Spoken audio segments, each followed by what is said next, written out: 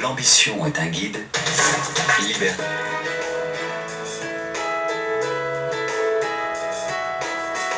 Bienvenue à tous, merci d'être des nôtres, merci de votre fidélité à 3A Télé Sud. Le débat, nous allons le commencer maintenant avec la République du Congo, Brazzaville. Que se passe-t-il dans ce pays à un mois de la fin du mandat du président Sassou Nguesso à la tête de l'Union africaine?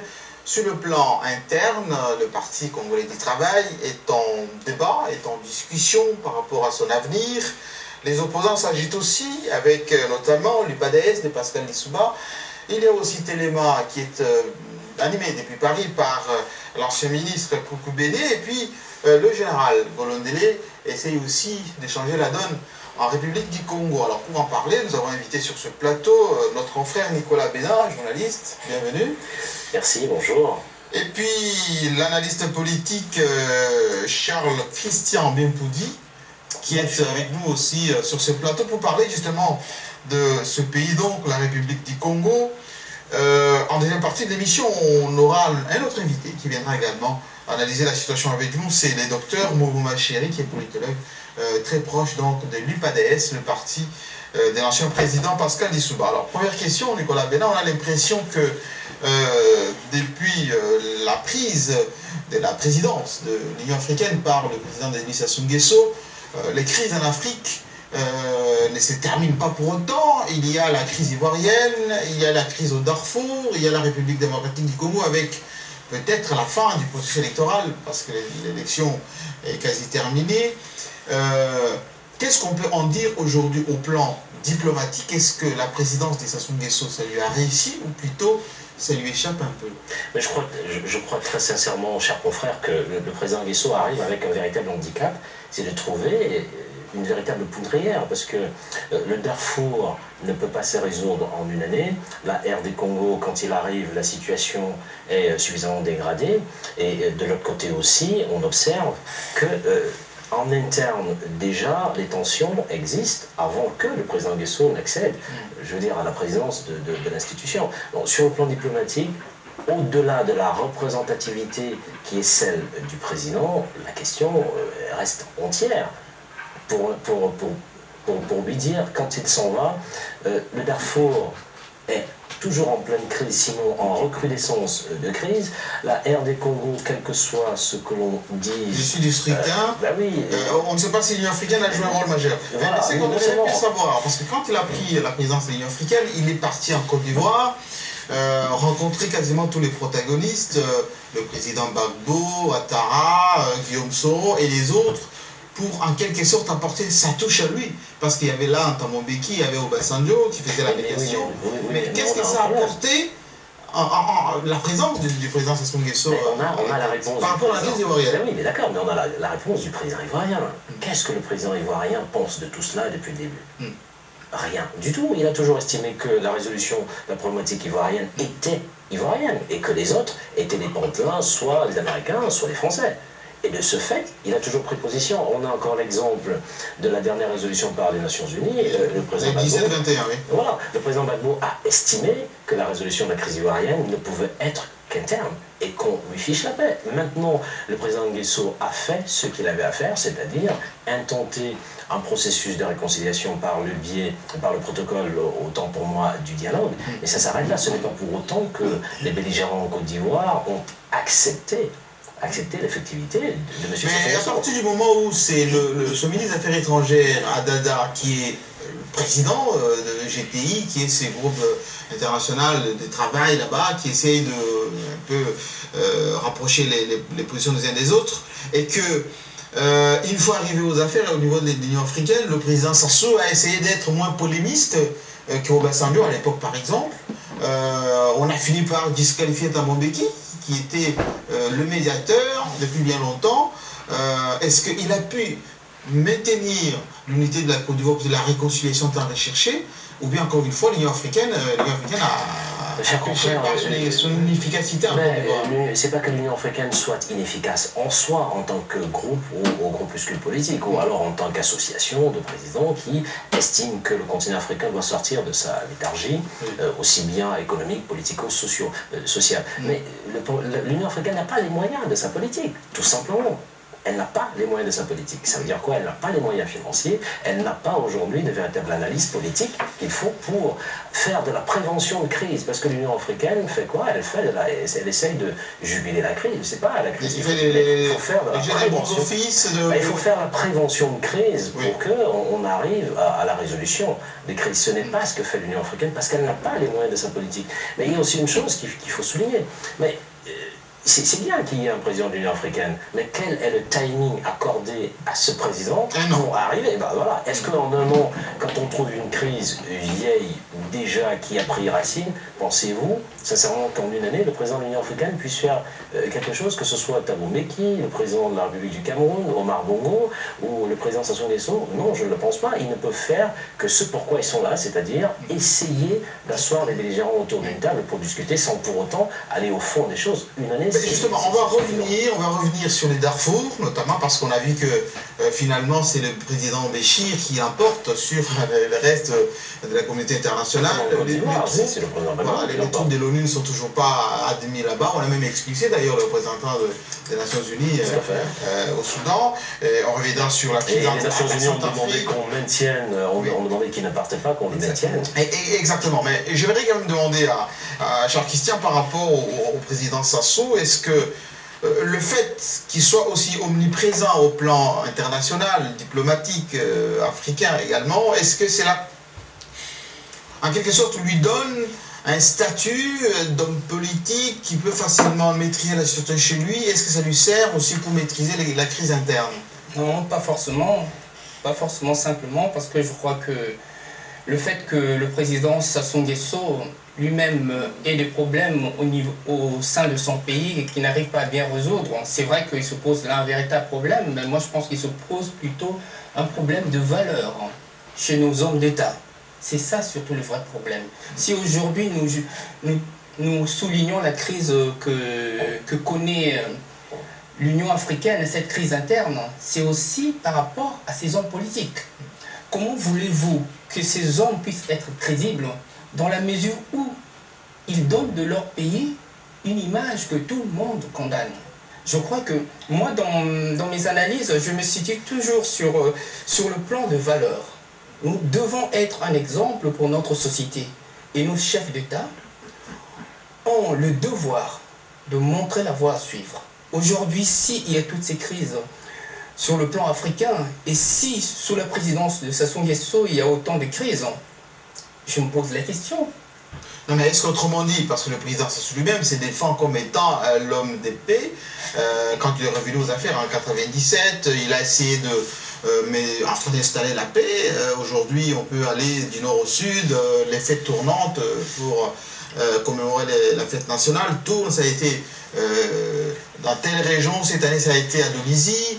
Il y a quelques réalisations au niveau des constructions, etc. Est-ce que cela ne démontre pas qu'il a la maîtrise, elles sont chez lui et qu'il peut aussi déléguer, en quelque sorte, montrer à l'opinion africaine, par exemple, que chez moi j'ai résolu des problèmes, il faut aussi s'inspirer de ce que j'ai fait chez moi avec mes opposants et puis avec ceux qui faisaient la guerre contre moi. Écoutez Jean-Marie, je veux bien qu'il en soit ainsi, mais si un pas a été fait de ce côté, mais ce pas ne suffit pas.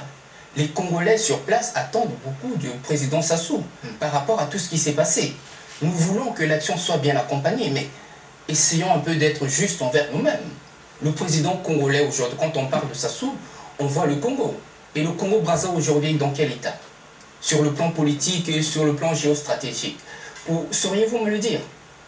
Donc, on va revenir sur la politique interne tout à l'heure, dans la partie de cette première partie, donc naturellement, vers les quelques minutes qu'on va entamer. Mais je voudrais qu'on revienne sur le plan diplomatique, Nicolas, si vous permettez, par rapport à la crise au Darfour.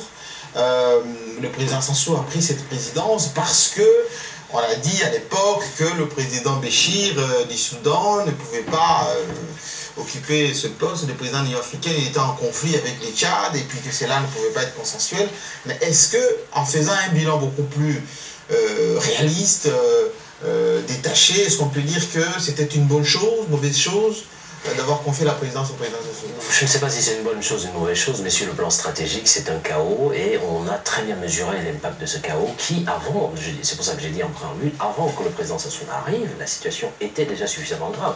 Mais pour moi, il aurait peut-être fallu avoir quelqu'un de beaucoup plus neutre que le président Sassou Nguesso pour mieux... Mais apparemment, c'était consensuel. Hein. Le président Bongo l'avait recommandé. Et puis, chers confrères, pourquoi voulez-vous que cela ne soit point consensuel? Ça ne peut être que consensuel. Ça ne peut être que consensuel. Mais comment voulez-vous, entendez-vous résoudre les problèmes à l'échelle régionale africaine quand en interne, vous n'arrivez pas à résorber un certain nombre de problèmes. Ce n'est pas un problème de capacité de diriger l'Union africaine. C'est que l'Union africaine est une véritable coquille vide, ça. On le sait, l'Union africaine n'a pas les moyens de sa politique. Si le président Sassou, en tant que président de l'Union africaine, trouvait une institution qui avait les moyens de sa politique, le président Sassou allait certainement avoir le meilleur résultat. Donc il est inefficace malgré lui. Mais malgré tout ce que le président Sassou peut essayer à la tête de l'Union africaine aujourd'hui a besoin d'une véritable refonte. Et le président Sassou, je veux dire, l'ensemble des présidents des chefs d'État africains le savent, parce que l'Union africaine pêche par elle-même. Elle ne peut pas réunir les fonds, parce qu'elle ne peut pas réunir les fonds, elle ne peut pas réunir les hommes, elle ne peut pas réunir une armée, parce qu'elle n'a pas les fonds pour pouvoir payer, subvenir à ses besoins. À partir de là, quelle que soit la personne qui assume la présidence... Pourquoi on est passé de l'OIA à l'Union africaine si effectivement il n'y avait pas une volonté des réformes et qu'on puisse trouver des moyens conséquents pour gérer les crises? L'Afrique est un continent qui regorge de beaucoup de stratèges. Malheureusement, tout le monde est stratège en tout et heureusement pour beaucoup, il n'y a rien qui se passe. Si l'Union africaine était efficace, aujourd'hui on n'aurait pas une crise que tout le monde voit, mais dont on parle très peu, c'est l'immigration des jeunes diplômés. Si l'Union africaine était efficace... La fuite des cerveaux, comme on dit. Enfin, entre guillemets. Si l'Union africaine était efficace, ce n'est pas de la crise du Darfour dont on parlerait. Non, c'est pas ça qu'on mettrait en avant. Si on continue à avoir des conflits en Afrique, c'est parce qu'il y a un autre problème que tout le monde refuse de voir. C'est les jeunes, aujourd'hui, on ne sait pas où ils sont. Tout le monde parle de quoi? Tout le monde parle d'immigration, mais personne ne veut mettre en place... Mais il y a eu le forum des jeunes à Bamako qui avait interpellé d'ailleurs en marge du sommet France-Afrique à l'époque. Chers confrères, entre les chefs d'État... Entre les sommets des chefs d'État, entre les forums qui se tiennent, des résolutions sont prises. Je veux dire que où est-ce qu'on en est avec la masse de ces résolutions? Mais la jeune fille qui a représenté les jeunes à l'avant-sommet, en préambule du sommet des chefs d'État, il y a des choses qui ont été dites. D'accord? C'est quoi la suite?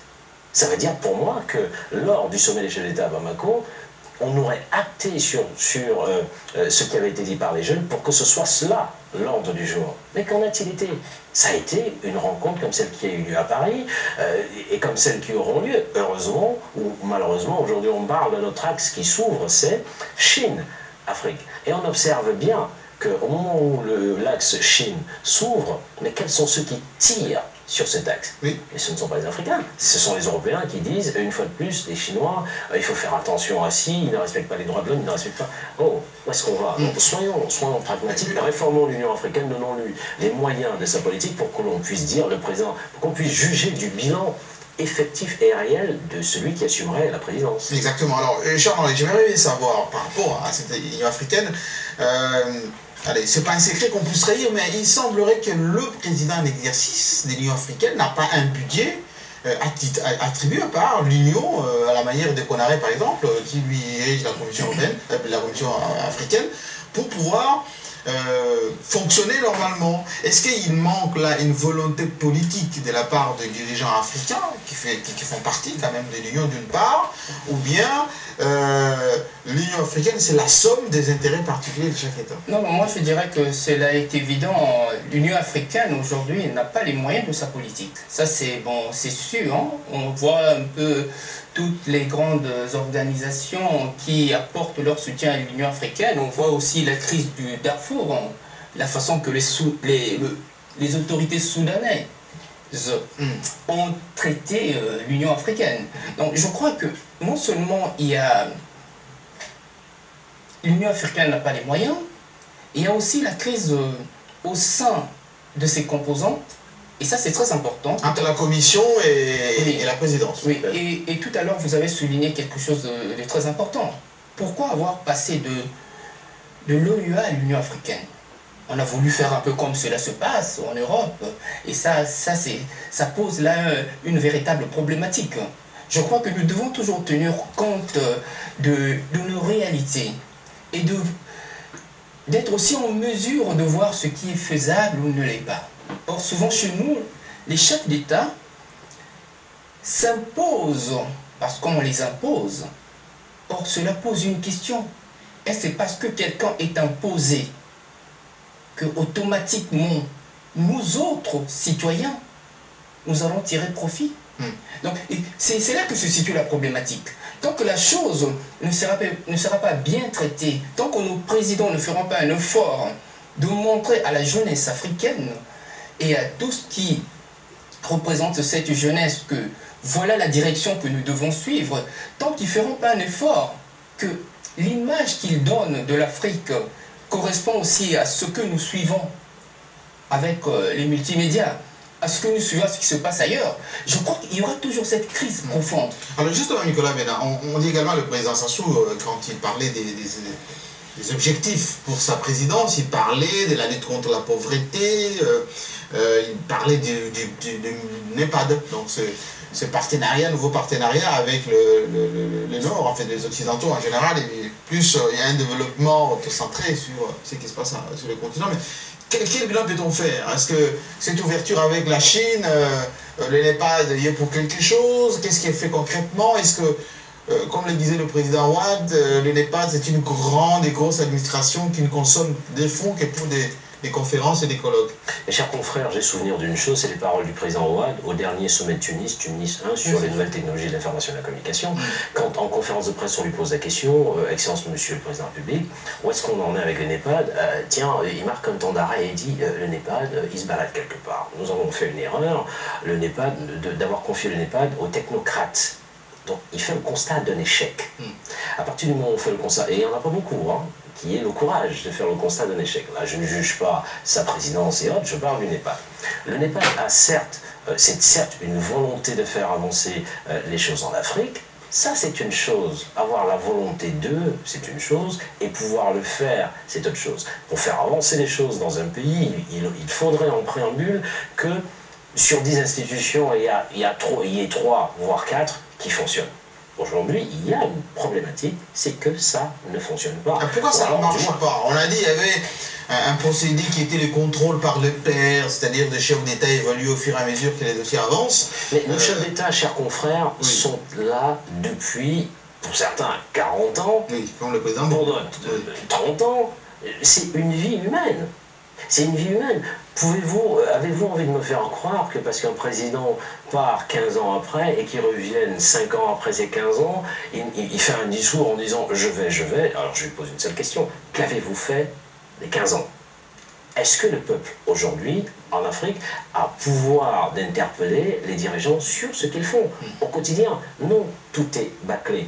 Et tant que nous aurons ce système où il n'y a que celui qui est à la tête qui disent voilà le cap et tout le monde se met à suivre et tout son entourage ne réfléchit par plus. rapport au nouveau partenariat avec la Chine, ou plutôt cette dynamique axée sur les Sud-Sud, en fait, la Chine avec le continent africain, est-ce que les NEPAD y est pour quelque chose? Est-ce qu'il y a une dynamique, une stratégie? Je crois que la Chine a une vieille tradition d'investissement en Afrique, d'accord? Je prends un exemple simple sur mon pays de Cameroun, on a très bien vu que quand les Chinois prenaient une réalisation ou un chantier, je veux dire, ils y travaillaient et ils donnaient des garanties. Et ce chantier... Et ça allait jusqu'au bout et ça va très vite. Non seulement ça va jusqu'au bout, ça va vite, mais c'est efficace. Oui. D'accord? Et quand on regarde les coûts de ces réalisations comparés à beaucoup de coûts, on va voir qu'ils ont réalisé une œuvre très bien faite, à des coûts normaux et en donnant des garanties. garantie sur le très très très long terme. Alors, c'est pas aujourd'hui que les Chinois sont en Afrique, je crois que c'est un faux débat. C'est un faux débat que de dire, que de montrer les Chinois du Nord en parlant de la problématique des droits de l'homme et tout. Non, ça c'est un faux débat. Les Chinois disent, vous avez ça, nous avons besoin de ça. On vous apporte ci, voilà, point à la ligne. On part sur... Ils sont partis à la recherche de l'énergie, du pétrole, faut pas... Ils partent à la recherche, les Chinois, c'est pas 500 millions. Les Chinois, c'est pas 500 millions. Le marché est ouvert pour tous et pour tout le monde. Ceux qui peuvent être sur le marché sont sur le marché. On n'a pas le droit d'interdire le marché à qui que ce soit. Bon, maintenant, est-ce que le NEPAD a acté je vais simplement revenir à ce que disait mon confrère tout à l'heure. Nous sommes partis de l'OUA à l'Union africaine. A-t-on compris la philosophie ou la problématique que posait l'OUA quand on a fait évoluer vers l'Union africaine et tout le monde a cru que c'était quelque chose de nouveau? Non, c'était une continuité de quelque chose. Est-ce que nous avons enterré les dossiers qui étaient gérés par l'OUA pour dire ok, ça c'est une institution, on met de côté, on va constituer de nouveaux dossiers avec l'Union africaine pour les faire évoluer? Non, les problèmes qui étaient ceux posés par l'OUA sont ceux posés par l'Union africaine et en pire encore, parce qu'il y a beaucoup plus de crises aujourd'hui qu'il y a 15 ans sur le sol africain et ces crises sont beaucoup plus meurtrières encore qu'avant. Donc il y a un problème qui se pose. Mais est-ce que c'est un problème d'abord, cher Christian, un problème de philosophie, un problème de conception de l'État, de la gestion des affaires de l'État sur les continents africains, où effectivement les dirigeants pensent plus à leur pouvoir qu'au développement des continents? Parce qu'on a vu quand même qu'il y a eu une coopération avec la communauté économique européenne, maintenant c'est l'Union européenne, avec la zone CFA, tout ceci a donné quoi? Maintenant avec les Chinois qui arrivent, est-ce qu'on va y arriver ou bien encore une fois ça sera la foudre aux yeux? Jean-Marie, moi je pense qu'il se pose un véritable problème. Déjà quand on voit, s'il faut qu'on parte sur la politique France-Afrique, on sait ce que ça représente. Je crois que tout Africain ou tout citoyen du monde bien averti sur la politique France-Afrique, je crois qu'il y a beaucoup à dire. France-Afrique ne profite pas vraiment à l'Afrique comme il se doit. Oui.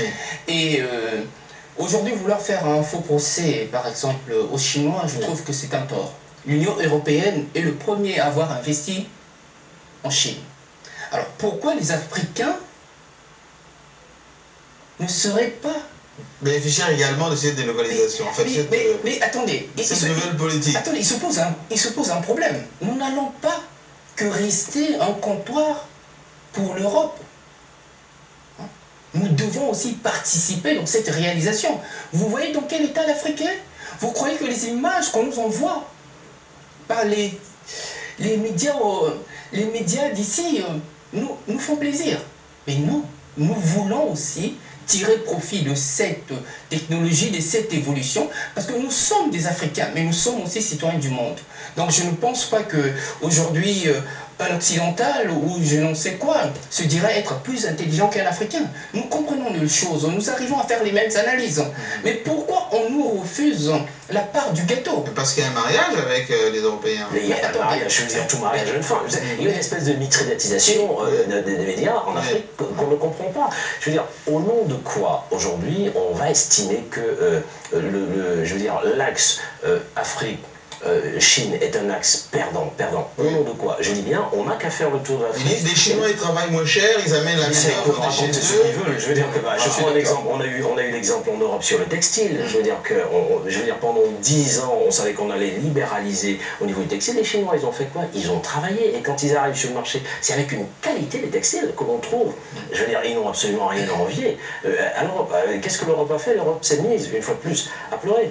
Ce qui m'interpelle aussi, c'est quand on regarde sur le plan géopolitique l'analyse que l'Europe fait de l'Afrique au niveau des crises.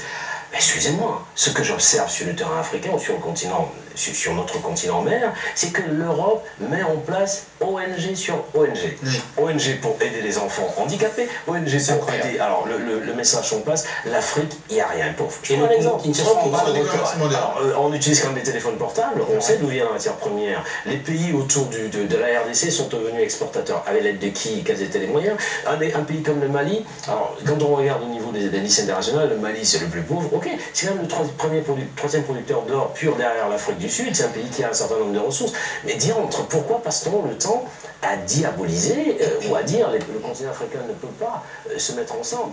On voit bien l'axe Nigeria-Afrique du Sud vers l'Afrique francophone qui est en passe de se développer et qui serait une véritable opportunité. Aujourd'hui, la Guinée équatoriale a beaucoup de pétrole et se développe. Ce n'est pas dans le contexte de l'Union européenne. Merci beaucoup pour cette première partie donc, du débat.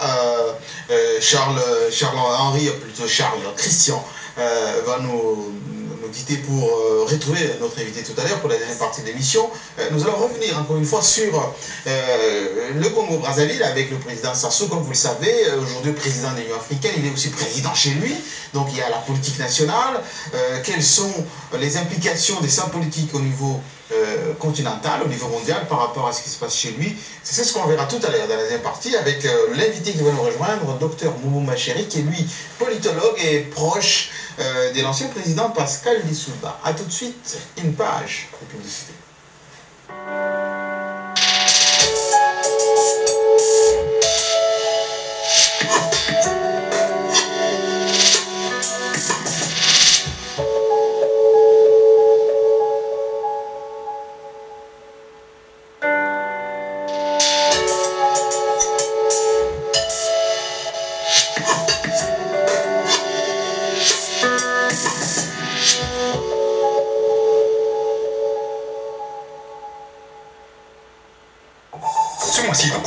Découvre les sujets les plus brûlants de l'actualité. À la une, ONU. Kofi Annan cède son fauteuil après une décennie à la tête de l'Organisation des Nations Unies. Guinée. Entre inquiétude et guerre de succession, les Guinéens s'interrogent. Côte d'Ivoire. Après les sommets d'Abuja et d'Addis Abeba, nouveau chapitre d'une crise sans fin. Cameroun. Histoire d'un étrange remaniement ministériel. Découvrez également nos autres rendez-vous. Économie, évasion, musique, cinéma, sport. Enfin, notre dossier, la déferlante chinoise en Afrique. Continental, tout est en manche de l'info.